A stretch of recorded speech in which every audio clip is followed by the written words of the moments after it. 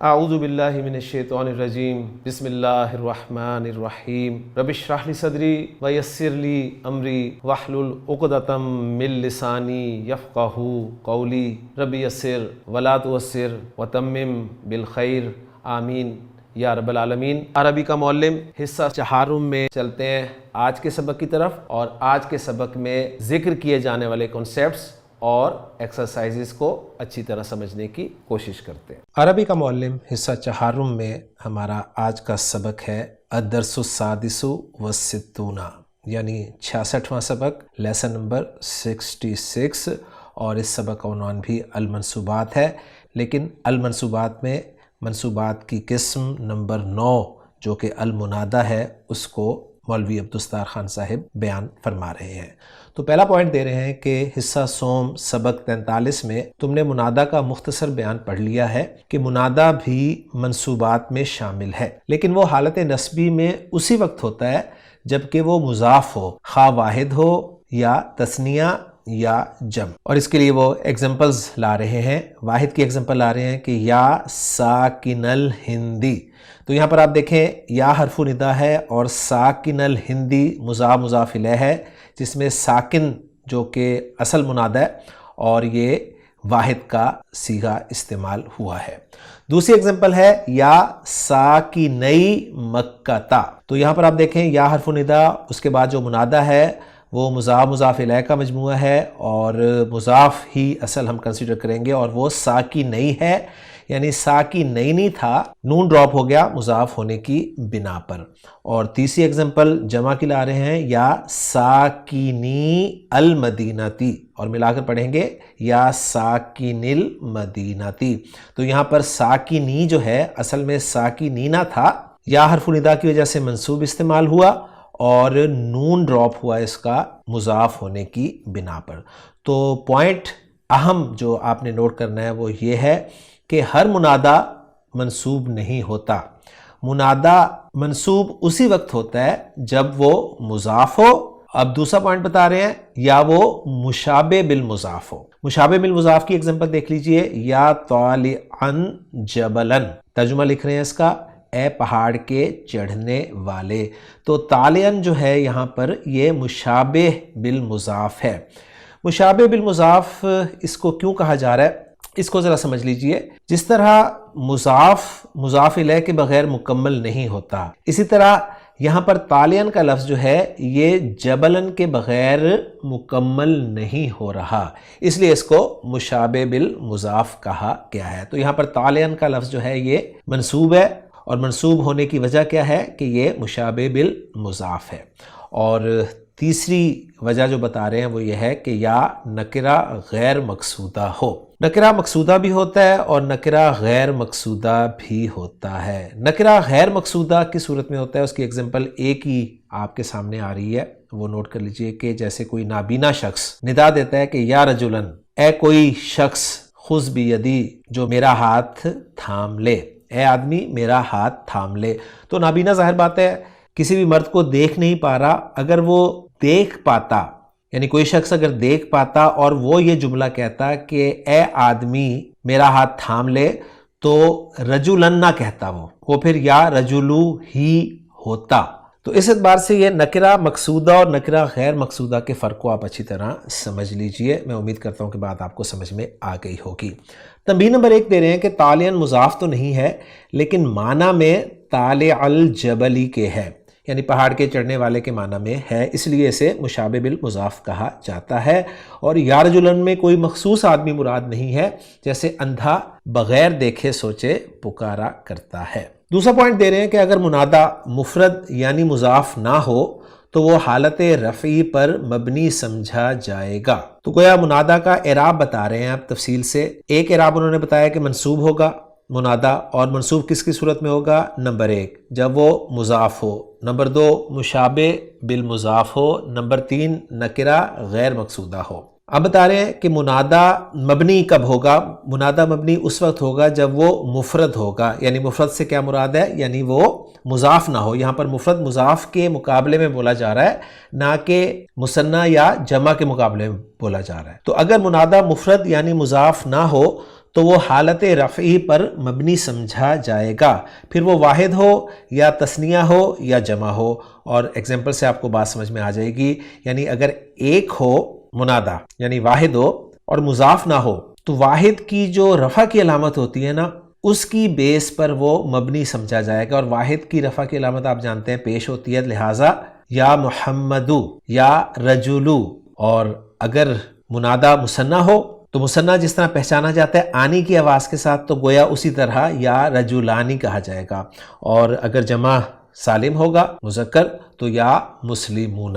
تو امید کرتا ہوں کہ یہ بات بھی آپ کو سمجھ میں آ گئی ہوگی، اور وہی بات جو میں نے آپ کو کہی ہے کہ یہاں پر مفرد جو ہے وہ مضاف کے مقابلے میں ہے، تو تنبیہ نمبر 2 میں اس بات کو واضح کر رہے ہیں کہ لفظ مفرد کے 3 معنی ہوتے ہیں، نمبر 1 واحد، نمبر 2 غیر مرکب، نمبر 3 غیر مضاف، تو یہاں پر تیسرے معنی کے لیے آیا ہے۔ اگلی بات بتا رہے ہیں کہ زید بن عمرو جیسی ترکیب جب منادہ ہو تو اس میں کئی باتیں خاص توجہ کے قابل ہوتی ہیں۔ یہ بہت اہم پوائنٹ ہے جی، اس کو اچھی طرح سمجھ لیجئے۔ زید بن عمرو اگر اس کو آپ منادہ بنانا چاہ رہے ہیں تو بتا رہے ہیں کہ اس میں کئی باتیں توجہ کے قابل ہوتی ہیں۔ پہلا پوائنٹ اس میں بتا رہے ہیں کہ زید کو منصوب بھی پڑھ سکتے ہیں اور مرفوع بھی، لیکن نصب پڑھنا بہتر ہے، کیونکہ آپ جانتے ہیں کہ جب بھی ابن کا لفظ علمین کے درمیان ہو، یعنی ابن کا لفظ درمیان میں ہو، اس سے پیچھے بھی ایک علم ہو اور اس کے بعد بھی ایک علم ہو، جیسے کہ زید ابن عمرو، تو ابن کا لفظ جو ہے وہ پہلے علم کے لیے صفت بنتا ہے، تو گویا پہلا علم جو ہے اس کے لیے موصوف بنے گا، اور دوسرا علم جو ہے وہ ابن لفظ کے لیے مضاف الیہ بنے گا، تو گویا ابن کا اعراب جو ہے وہ موصوف کے مطابق ہی ہوگا نا۔ تو ایسی صورت میں بتا رہے ہیں کہ زید کو منصوب بھی پڑھ سکتے ہیں اور مرفوع بھی، لیکن نصب بہتر ہے، یعنی یا زید بن عمرو بھی کہہ سکتے ہیں اور یا زید بن عمرو بھی کہہ سکتے ہیں۔ تو گویا زید کو تو مرفوع بھی پڑھ سکتے ہیں اور منصوب بھی پڑھ سکتے ہیں، لیکن ابن کا لفظ جو کہ مضاف بن کر آ رہا ہے اس کو ہم نے منصوب ہی پڑھنا ہے، یہ پوائنٹ اچھی طرح ذہن میں رکھ لیجئے۔ اور دوسری بات اسی میں بتا رہے ہیں کہ اس میں لفظ ابن اگرچہ زید کی صفت ہے لیکن اس کو منصوب ہی پڑھا جائے گا کیونکہ وہ مضاف ہے۔ اور تیسرا پوائنٹ بتا رہے ہیں کہ ایسی مثالوں میں لفظ ابن کا حمزہ وصل کتابت سے بھی ساکت ہو جائے گا، یعنی ابن کا حمزہ پڑھنے میں تو آتا ہی نہیں، ہم جانتے ہیں جب پیچھے سے ملا کر پڑھا جاتا ہے، لیکن ایسی مثالوں میں ابن کا حمزہ جو ہے وہ لکھنے میں بھی نہیں آئے گا۔ تیسرا پوائنٹ دیکھ رہے ہیں مولوی عبدالستار خان صاحب کہ کبھی حرف ندا حذف بھی کر دیا جاتا ہے، اور اس کے لیے سورہ یوسف کی آیت کا ریفرنس دیا انہوں نے کہ یوسف عارض عن ھذا، تو یہ اصل میں تھا یا یوسف عارض عن ھذا۔ اور اسی طرح ہم جو دعائیں مانگتے ہیں اللہ تعالیٰ سے جو کہ قرآن مجید میں مذکور ہیں ربنا والی، تو ربنا اغفر لنا، ربنا ظلمنا، ربنا آتنا، تو یہ ساری دعاؤں میں آپ دیکھیں ربنا جو استعمال ہوئے اس میں ربا جو ہے مضاف ہونے کی بنا پر منصوب ہے، یا ربی کو صرف ربی کہتے ہیں، رب اغفر لی، رب اجعلنی، ربی یسر، تو ساری ایگزامپلز آپ کے سامنے آ گئی ہوں گی۔ پوائنٹ نمبر 4 بتا رہے ہیں کہ تم نے سبق 11 میں پڑھا ہے کہ منادہ جب معرف باللام ہو تو یا کے بعد لفظ ایوہا یا ایتوہا بڑھانا چاہیے، کبھی اسم اشارہ بڑھا دیتے ہیں جیسے کہ یا ایوہ الرسول بلغ، اور دوسری ایگزامپل دی ہے یا ایتوہ النفس المطمئنہ۔ تو آپ یہاں پر دیکھیں کہ منادہ معرف باللام مذکر ہے پہلی ایگزامپل میں تو ایوہا لگایا، دوسری ایگزامپل میں منادہ معرف باللام مؤنث ہے تو ایتوہا استعمال کیا، اور یہاں پر یہ بتا رہے ہیں کہ ایوہا ایتوہا کے علاوہ اس میں اشارہ بھی استعمال کیا جا سکتا ہے، اور اس کی ایگزامپل دے رہے ہیں کہ یا حاضر رجل آمن باللہ، یعنی یا ایوہ الرجل بھی کہہ سکتے ہیں یا حاضر رجل بھی کہہ سکتے ہیں، اور مزید بتا رہے ہیں کبھی یا کے بغیر ہی کہہ دیتے ہیں ایوہ الناس اتقوا ربکم، جس طرح ہم تشہد میں جب بیٹھتے ہیں تحیات پڑھتے ہیں تو کیا کہتے ہیں السلام علیکہ ایوہ النبی، تو یہاں سے آپ کو انشاءاللہ تعالیٰ یہ بات کلیئر ہو جائے گی۔ پھر بتا رہے ہیں کہ مگر لفظ جلالہ یعنی لفظ اللہ کو اگرچہ معرف باللام سمجھا جاتا ہے لیکن اس پر بلا واسطہ حرف ندا لگا کر یا اللہ کہتے ہیں، یعنی اللہ اسم اگر ہم سامنے رکھیں تو یہ بھی معرف باللام ہے، اور ہمیں بتایا گیا ہے کہ اگر منادہ معرف باللام مذکر ہو تو حرف ندا اور منادا کے درمیان ایوہا لگایا جاتا ہے، تو بتا رہے ہیں یہاں پر ایوہا نہیں استعمال کیا جائے گا بلکہ یا اللہ ہی کہا جائے گا۔ اور یا اللہ آج کے عرب کے حساب سے اور نبی کریم صلی اللہ علیہ وسلم کے دور میں عرب جو تھا وہ اللہ کو اللہم کہتا تھا، تو وہ بیان کیا گیا کہ اس کی جگہ عموماً اللہم بھی کہتے ہیں۔ پانچواں پوائنٹ دے رہے ہیں کہ منادا یائے متکلم کی طرف مضاف ہو تو اس کو کئی طرح سے بولتے ہیں۔ یہ بہت اہم پوائنٹ ہے، اس کو اچھی طرح سمجھ لیجئے۔ منادا مضاف تو ہے لیکن اس کا مضاف الیہ جو ہے وہ یائے متکلم ہے، تو اس کو بولنے کے کئی طریقے ہیں۔ پہلا طریقہ ہے یا غلامی، جو کہ بالکل نارمل طریقہ ہے۔ دوسرا یا غلامیہ، یائے متکلم پہ زبر حرکت بھی آتی ہے تو زبر حرکت اویل کرتے ہوئے بھی بولا جا سکتا ہے۔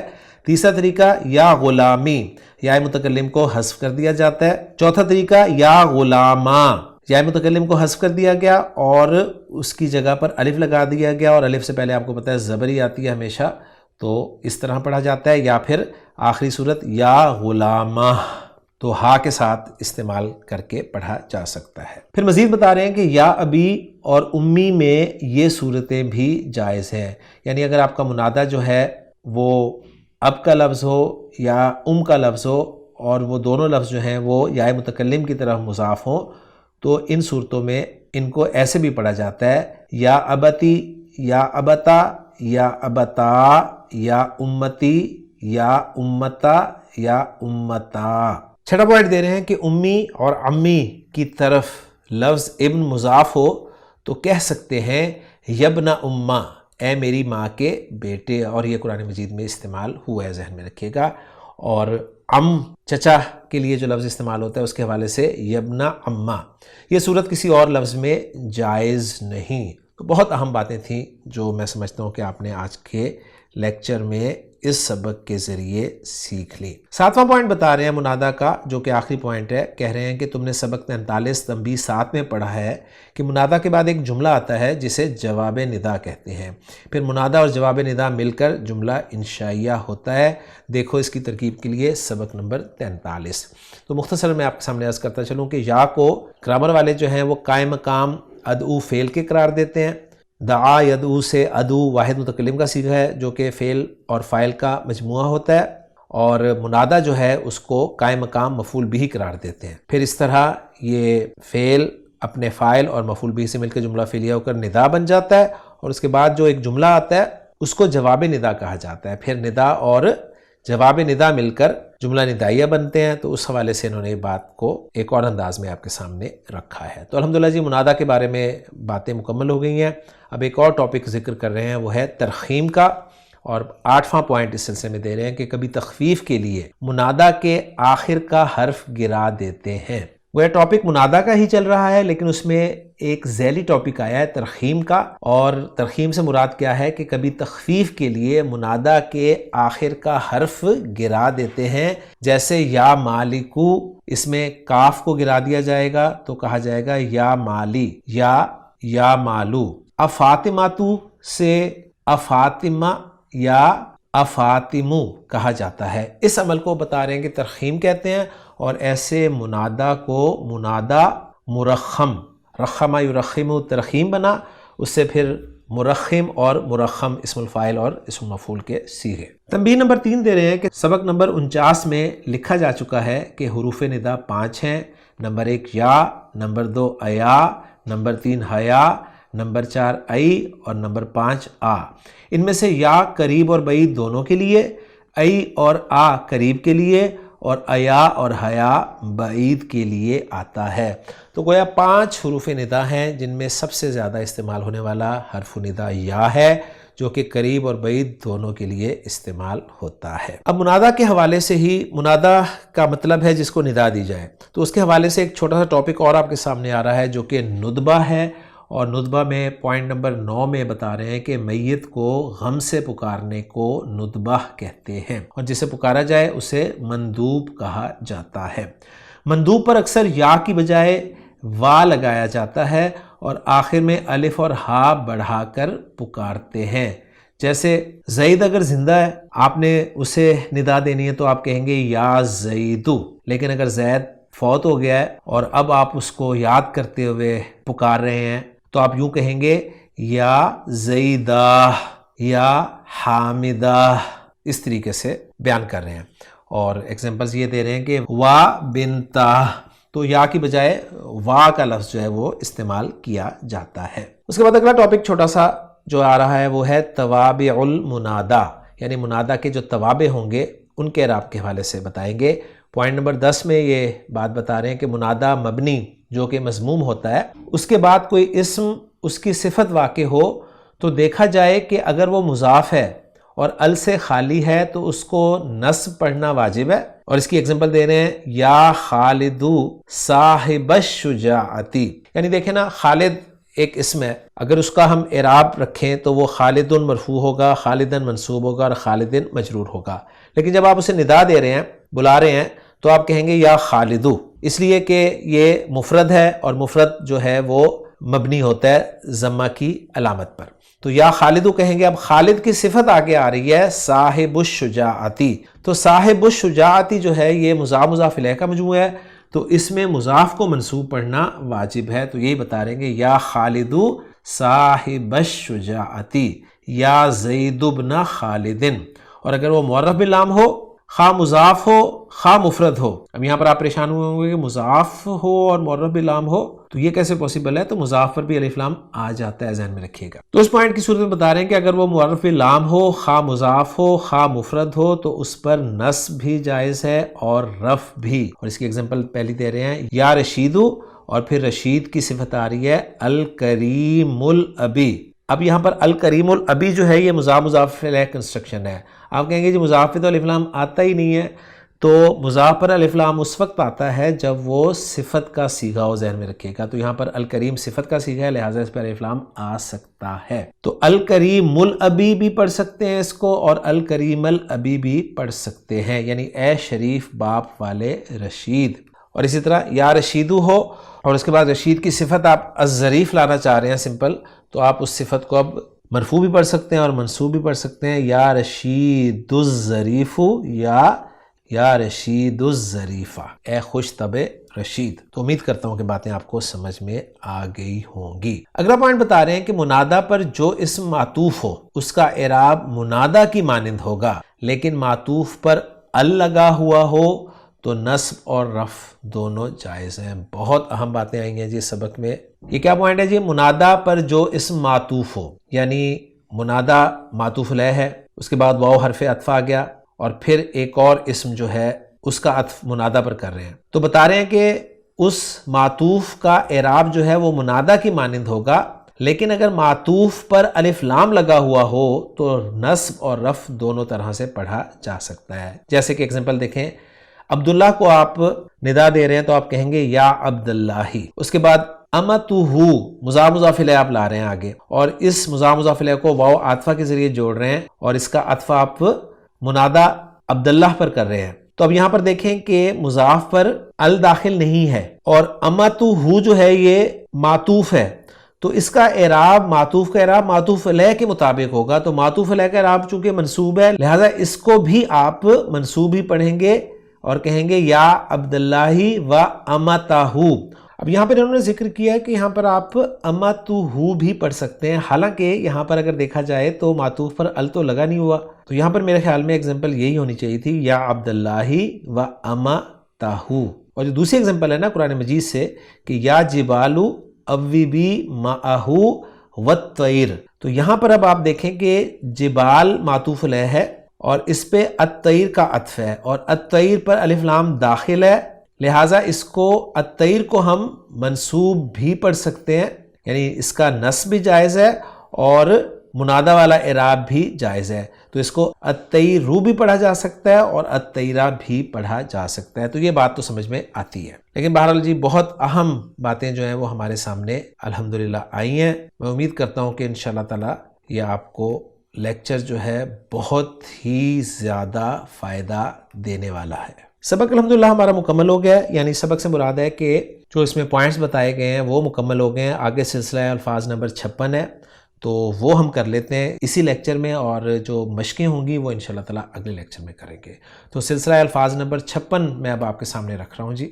اس میں پہلا لفظ ہے جی ابشرا، باب فعال سے استعمال ہوا ہے، ابشرا یبشرو ابشارن، جس کے معنی خوشخبری پانا یا خوشخبری دینا کے ہوتے ہیں، اور اس کو ہم انگریزی میں کچھ یوں کہہ سکتے ہیں کہ ٹو اناؤنس گڈ نیوز۔ دوسرا لفظ ہے جی اسفارن، اسفارن جو ہے یہ مصدر ہے باب فعال کا، اسفر یسفر اسفارن، اس کے معنی ہے صبح کا اجالا یا کھل جانا، یعنی ٹو شائن یا دا برائٹنس آف ڈان۔ تیسرا لفظ ہے جی افتا، باب فعال اور واو بتا رہا ہے کہ یہ ناقص واوی ہے، تو افتا یفتی افتاءن، اس کے معنی ہے فتویٰ دینا، جس کو ہم انگریزی میں کہہ سکتے ہیں to pass a legal verdict. اگلا لفظ ہے بغیون، بغیون جو ہے یہ بدکار عورت کے لیے استعمال کیا جاتا ہے لفظ، اور اس کے معنی باغی کے بھی ہیں، یعنی پروسٹیچیوٹ، یا بغاوت کے اگر لیں تو ریبیل اس کے معنی لیے جا سکتے ہیں۔ اگلا ورڈ ہے جی تدللا، تدللا باب تفاعل کا لفظ ہے،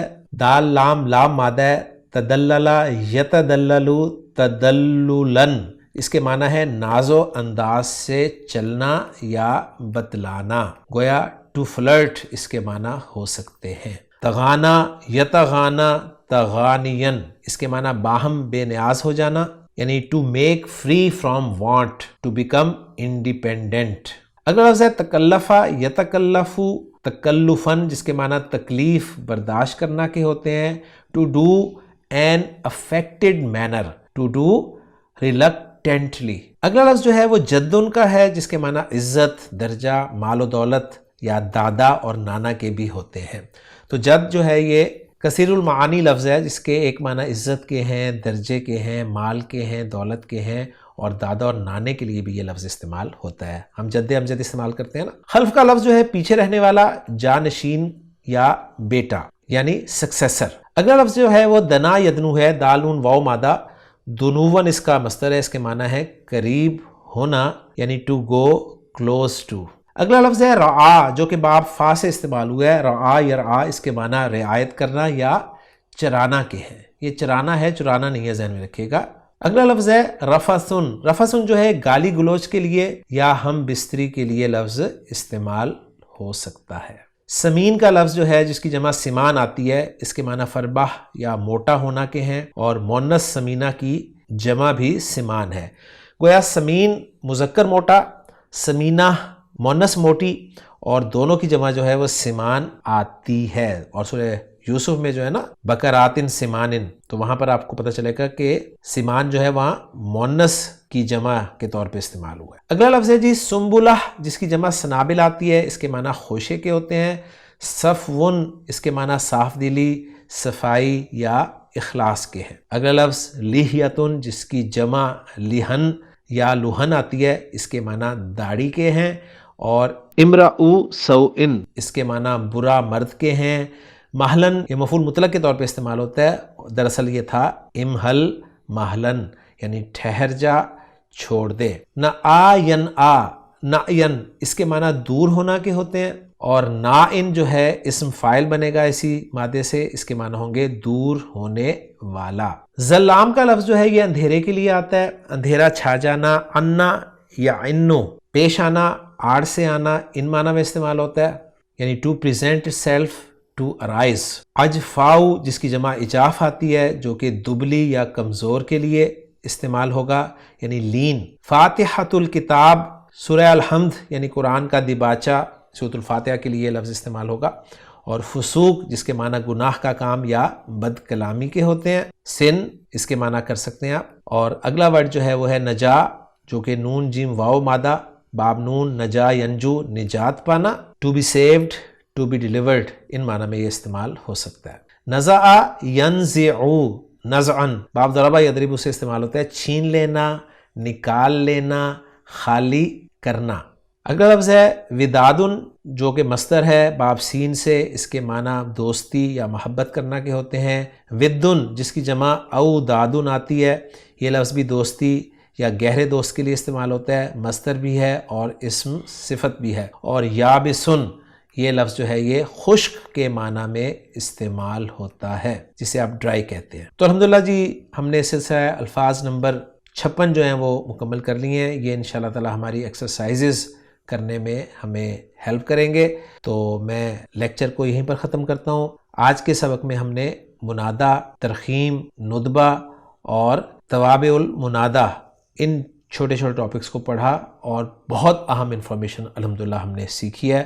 اللہ تعالیٰ جزائے خیر دے مولوی عبدالستار خان صاحب کو، اور ان کی ایفرٹس کو قبول فرمائے اور انہیں جنت الفردوس میں جگہ عطا فرمائے۔ انشاءاللہ تعالیٰ اگلے لیکچر میں آپ سے مشقوں کے حوالے سے ملاقات ہوگی۔ سبحانک اللہم و بحمدک، اشہد ان لا الہ الا انت، استغفرک و اتوب الیک۔